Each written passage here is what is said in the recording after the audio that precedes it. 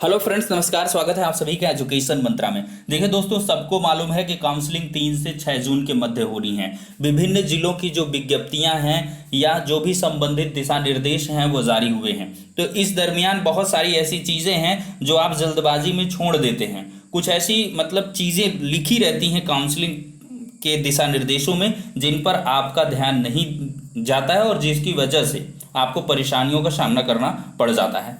तो इन्हीं सभी बातों को लेकर के इस वीडियो सेशन को लेकर के आए हुए हैं। देखिए, काउंसलिंग संबंधी कुछ विशेष बातें हैं जिनका ध्यान रखना आपको नितांत आवश्यक है। उसके संबंध में नोटिस भी जारी हुई है। शपथ पत्र, काउंसलिंग प्रपत्र, मूल अभिलेख रसीद, जाति निवास वैधता, इन सब पर चर्चा करेंगे। तो सबसे पहले बात करेंगे कौन सी नोटिस जारी हुई है और क्या कुछ है काउंसलिंग को लेकर दिशा निर्देश।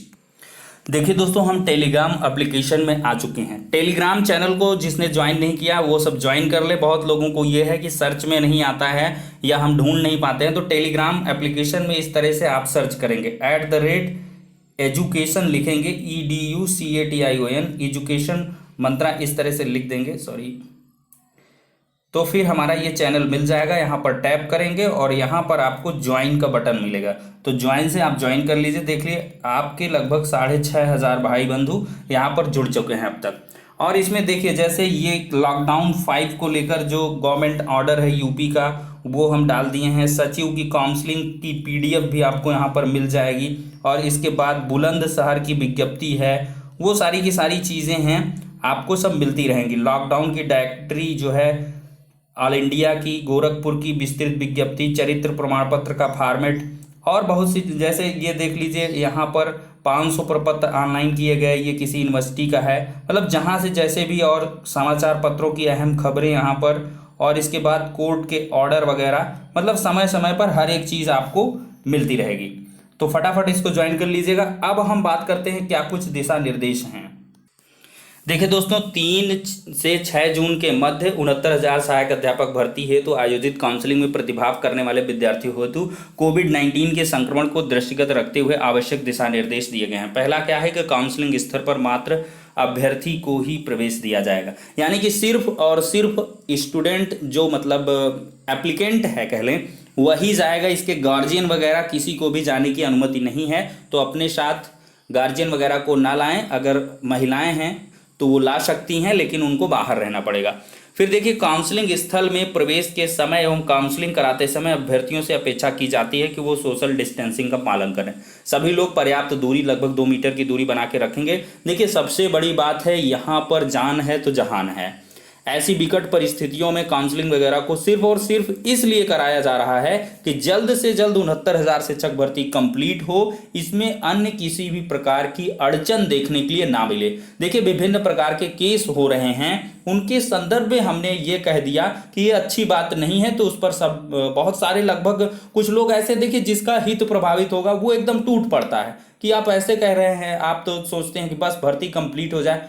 आप ही यहाँ पर कहते थे कि 1.5 साल हो गए सर, कुछ ऐसा क्यों नहीं होता है कि भर्ती प्रक्रिया जल्द से जल्द कंप्लीट हो। लेकिन देखिए दोस्तों, उसमें आपका भी कोई दोष नहीं है।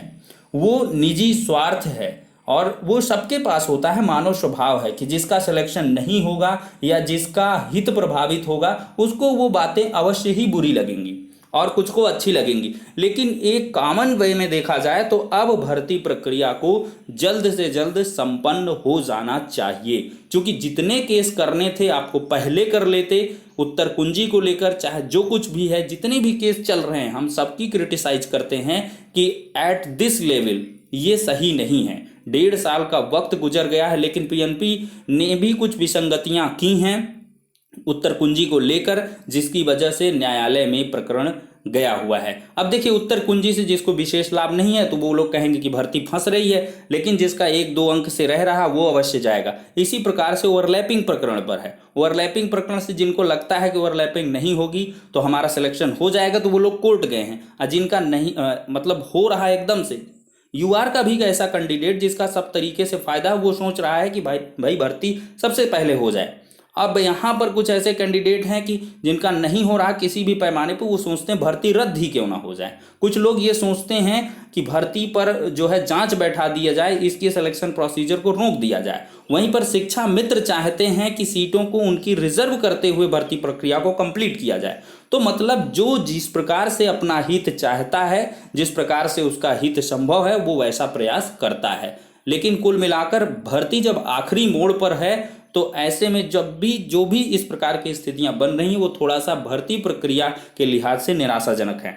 अब अगला पॉइंट देखते हैं कि प्रवेश के समय अभ्यर्थी को अध्यापक परीक्षा 2019 हेतु तो आवेदन पत्र में वर्णित फोटो पहचान पत्र, ध्यान रखिएगा साफ साफ दिया है, आवेदन पत्र में वर्णित फोटो पहचान पत्र। ये आप जो अभी आवेदन किए हैं परीक्षा, ये जिला आवंटन वाला आवेदन है, तो इसमें का जो फोटो आईडी है उसको तो रखें ही, लेकिन पहले वाला भर्ती परीक्षा में जैसे किसी ने डीएल सेलेक्ट किया था, किसी ने आधार कार्ड या कुछ भी किया हो, और फिर जनपद सूची का वह पृष्ठ जिस पर अभ्यर्थी का नाम अंकित हो दिखाए जाने पर ही काउंसलिंग स्थल में आपको प्रवेश मिलेगा। ये है कि बहुत लोग बिना फालतू के पहुंच जाएं और पहले पृष्ठ का, जिसमें मतलब जिला आवंटन की सूची कल जारी होगी, उसका प्रथम पृष्ठ ले लें। अब आपको उसमें नाम नहीं, उसको लेकर के आप नहीं पहुंचे और फिर आपको प्रवेश नहीं दिया जाए, फिर इधर उधर आप भागेंगे कि साइबर कैफे की दुकान कहाँ, प्रिंट आउट कैसे निकलवाऊं। तो ये सब चीजें जो है अपने पास रखें। देखिए, अभ्यर्थियों को काउंसलिंग स्तर पर प्रवेश से पूर्व थर्मल स्क्रीनिंग करानी होगी, स्क्रीनिंग होगी, हाथों को सैनिटाइजिंग भी करानी अनिवार्य होगी। अभ्यर्थी काउंसलिंग स्तर पर चस्पा विवरण के अनुसार अपने ही काउंसलिंग कक्ष में ही बैठेंगे, अन्यत्र कहीं भ्रमण आप नहीं करेंगे। जो आपको संबंधित कमरा अलॉट होगा वहीं पर आप लोग जाएंगे, सोशल डिस्टेंसिंग का पालन रखते हुए। भाई वहां पर ये ना पूछने लगे भाई आपका गुणांक कितना है, आपका कितना है, इतना कितना। तो इस तरह में क्या होती हैं स्थितियां गड़बड़ाती हैं, और महामारी जैसा संकट है तो आप समझ सकते हैं। फिर है काउंसलिंग स्तर में प्रवेश से पूर्व अपने शैक्षिक प्रमाण पत्रों अन्य आवश्यक पत्राजातों को व्यवस्थित करना अनिवार्य है।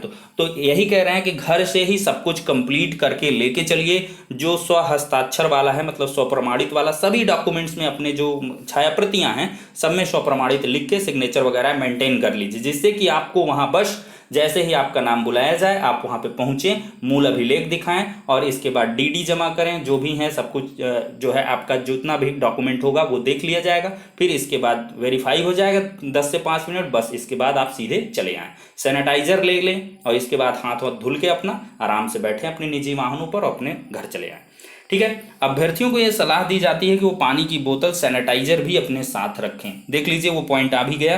काउंसलिंग स्थल के परिसर में किसी प्रकार की गंदगी ना हो, इसके लिए उपयोग के बाद कूड़े को कूड़ेदान में फेंकें। अगर खाने पीने की कोई वस्तुएं ले रहे हैं तो उनको आप कूड़ेदान में ही डालें। और इसके बाद ये भी महत्वपूर्ण चीज़ है कि कहीं कहीं पर तो खान पान की व्यवस्था भी देखने के लिए मिल सकती है, कुछ जो है ट्रस्ट वगैरह काम करने वाले हैं। देखिए, अभ्यर्थी अपने वाहनों को काउंसलिंग स्तर पर निर्धारित पार्किंग में खड़ा करेंगे जिससे कोई भी असुविधा ना हो। चूंकि सभी आप भावी अध्यापक हैं, अतः आपसे अपेक्षा की जाती है कि आप अध्यापक की गरिमा का भली भांति ध्यान रखते हुए आचरण करेंगे। यदि काउंसलिंग स्तर पर अभ्यर्थियों को किसी प्रकार की कोई असुविधा होती है तो कंट्रोल नंबर पर संपर्क करें। देखिए, नोट क्या है कि काउंसलिंग सीट पर पहुंचने के उपरांत सर्वप्रथम अभ्यर्थी द्वारा निर्धारित शुल्क का बैंक ड्राफ्ट, यानी कि bank draft is the most important document. तो बैंक ड्राफ्ट जिसमें लिखा होगा सचिव उत्तर प्रदेश बेसिक शिक्षा परिषद प्रयागराज, इसके नाम का ड्राफ्ट, पीछे आप क्या रखेंगे, रजिस्ट्रेशन नंबर लिख लें, अभी से डीडी में लिख लें, रजिस्ट्रेशन नंबर, नाम, पिता का नाम, ये सब अंकित कर लें और फिर इसके बाद अपना मोबाइल नंबर डाल दें। काउंसलिंग कर्ता को प्राप्त कराने के पश्चात काउंसलिंग आपकी प्रारंभ हो जाएगी। तो ये बहुत ही इंपॉर्टेंट पॉइंट हैं जिनको आप सब लोग ध्यान रखेंगे। अब अगले देखिए क्या पॉइंट है। देखिए, मूल पत्रावली में रखे जाने हैं तो निर्धारित क्रम क्या है। सबसे पहले काउंसलिंग प्रपत्र। काउंसलिंग प्रपत्र दिखा दे दोस्तों, कहाँ पर है। देखिए, ये काउंसलिंग प्रपत्र है दोस्तों ये काउंसलिंग प्रपत्र, इसका आप प्रिंट आउट ले सकते हैं अपने जनपद का, लेकिन ये सब जगह कॉमन ही है काउंसलिंग प्रपत्र। इसको बढ़िया आराम से भर लीजिएगा, इसमें ना कोई गलती कर लीजिएगा कि लेके वहाँ पे फिर आप क्या है सफ़ेदा इसमें चपकाने लगे। कुछ लोग अभ्यर्थी के नाम सब में गड़बड़ी कर देते हैं। आयु वगैरह का आंकलन अभी से कर लें, 1/7/2018 से आपकी कितनी आयु होगी, सब कुछ ये डेटा इसी वजह से आपको दिया जाता है कि ये सारे कालमों को A4 साइज में लेके बढ़िया इत्मीनान से लिख लीजिए। बस वहाँ पर आपको या तो यहीं पर प्रिंट आउट निकाल के आप इस पूरे प्रपत्र को भर सकते हैं और इसके बाद वहाँ पर दो प्रतियों में निकाल लीजिए, भर लीजिए, बढ़िया आराम से लगा के सब कुछ वेल मेंटेन, अब बस दे दीजिए, काम खत्म। वहाँ पर आपको जो है इधर उधर फिर टहलना नहीं पड़ेगा। ठीक है दोस्तों। अब देखिए इसमें क्या है, सबसे पहले काउंसलिंग प्रपत्र लगाएंगे, फिर अध्यापक भर्ती परीक्षा 2019 हेतु आवेदन पत्र, सहायक अध्यापक भर्ती परीक्षा वाला आवेदन पत्र लगाएंगे, फिर जनपद आवंटन वाला आवेदन पत्र लगाएंगे। देखिए चालान वगैरह की यहाँ पर कंडीशन नहीं, एकदम से बेफिक्र रहें, कहीं पर यदि मांगा गया है तो वहाँ पर लगाएं, अदरवाइज ना लगाएं। ये हमसे जो सबसे एक्यूरेट है वो हम इस पर शेयर कर रहे हैं। ये बुलंदशहर का है लेकिन इतना बढ़िया है जिसकी कोई भी मतलब कमी नहीं निकाल सकते हैं आप, एकदम से वेल अप टू डेट और मेंटेन्ड ये काउंसलिंग प्रपत्र है, विज्ञप्ति है, बहुत ही हमें पसंद आई, इस वजह से इस पर एक प्रॉपर वीडियो बना रहा है। जाति आरक्षण संबंधी प्रमाण पत्र यदि है तो उसको लगा दें, सामान्य मूल निवास, फिर विशेष आरक्षण, फिर हाई स्कूल, इंटर, स्नातक प्रशिक्षण योग्यता, बीएड बीटीसी, शिक्षा मित्र मामले में फिर देख लीजिए आप लोग, इतने पॉइंट हैं। बेसिक शिक्षा परिषद अपना ये इसका स्क्रीनशॉट ले लीजिए या हमारे टेलीग्राम चैनल से डाउनलोड कर लीजिएगा, इसको सबको ले लीजिएगा।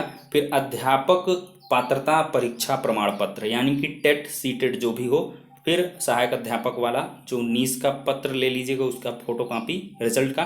फिर 19 में किए गए आवेदन में प्रस्तुत जो पहचान पत्र आपने दिया है, मान लिया डीएल किसी ने लगाया था परीक्षा वाले में तो डीएल को लगा देंगे। फिर निर्धारित शपथ पत्र, निर्धारित शपथ पत्र इनके द्वारा 2 किए गए हैं, एक 10 रुपये का, एक 100 रुपये का, हम बहुत अप्रिसिएट करेंगे, सिर्फ 2 स्टैम्प पेपर इन्होंने कहा है। फिर इसके बाद 2 सादे लिफाफे जिन पर ₹41 का डाक टिकट लगा हो, 2 सादा लिफाफे, देखिए इनके द्वारा 41 रुपये के डाक टिकट कहा गया है बिना कुछ अंकित किए, मतलब ये स्पीड पोस्ट वाला चार्ज ले रहे हैं, चूंकि 41 रुपये में स्पीड पोस्ट होता है, तो 2 सफ़ेद लिफाफे जिसमें 41 रुपया लगा होगा, समझ रहे हैं। बुलंदशहर वाले ध्यान देंगे। अब बाकी वाले क्या है, 25 का लगाएं, रजिस्ट्री हो जाती है। अन्य कोई अगर है तो उसको लगाएं। काउंसलिंग सीट पर पहुंचने के उपरांत अभ्यर्थी अपना निर्धारित शुल्क का बैंक ड्राफ्ट, ये सब तो आपको दे ही देना, प्रपत्र आपने देख ही दिया। फिर देख लीजिए ये बुलंदशहर का है।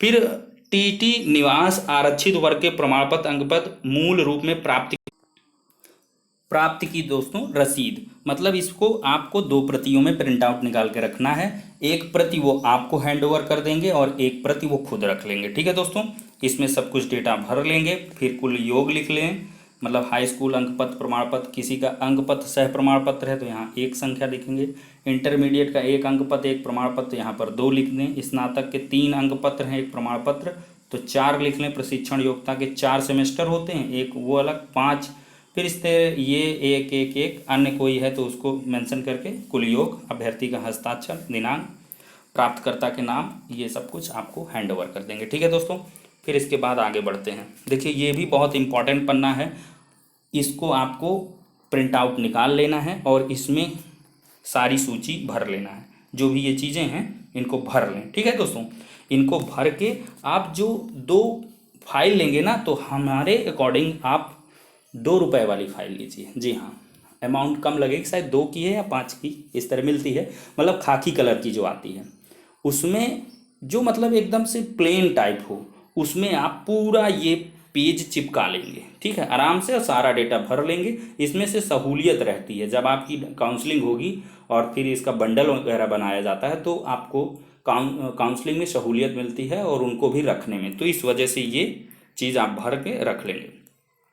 फिर देखिए एक 100 रुपये का स्टैम्प पेपर, इसको प्रिंट आउट निकलवा लें। इसके बाद संबंधित आप अपने जो है जहाँ से भी आपका बनता है, कचहरी में, तहसील में, ज़िले में, जहाँ भी बन रहा हो, तो वहाँ से 100 रुपये का स्टैम्प पेपर में, जिसमें देखिए फोटो युक्त, फोटो भी लगी होगी, जिला बेसिक शिक्षा अधिकारी बुलंदशहर लिखवाएंगे। और फिर इसके बाद ये पूरा का पूरा डेटा आप जो है शपथ पत्र में मैं अपना नाम वाम भरवा लें और इसके बाद ये पूरा डेटा भर के स्थान, दिनांक, हस्ताक्षर, फिर 10 रुपये के स्टैम्प पेपर में ये वाला 1 से अधिक जीवित, यह कि मैं ऐसे में विवाह किया हूँ जिसकी पूर्व में कोई पत्नी जीवित नहीं है। ठीक है, तो ये जो अविवाहित हैं तो उनके लिए ये बिल्कुल से नहीं है, वो लोग रहने देंगे। ठीक है दोस्तों, केवल विवाहितों के लिए है ये। कुछ लोग कहते हैं सर अनमैरिड है, हमारी शादी नहीं हुआ है, तो क्या ऐसा शपथ पत्र होगा कि मेरी कोई शादी नहीं? कोई ज़रूरत नहीं कोई भी प्रकार का। देखिए एक 100 रुपये के स्टैंप में इन्होंने सब कुछ निपटा दिया, 1 2 3 4 5 पॉइंट में। बहुत ही पसंद आया है अभ्यर्थियों को, एकदम से परेशान करने वाली बात नहीं है। एक 100 रुपये का और एक अलग सा जो स्पेशल केस होता है मैरिड कैंडिडेट्स का वो अलग से। तो कुल मिलाकर ये सारी की सारी चीज़ें हैं और कोई भी ऐसी बाध्यता भी नहीं रखी गई जिसमें क्या हो कि आपको जाति प्रमाण पत्र पहले के होने चाहिए, बाद के होने चाहिए, ये सब चीज़ें नहीं हैं।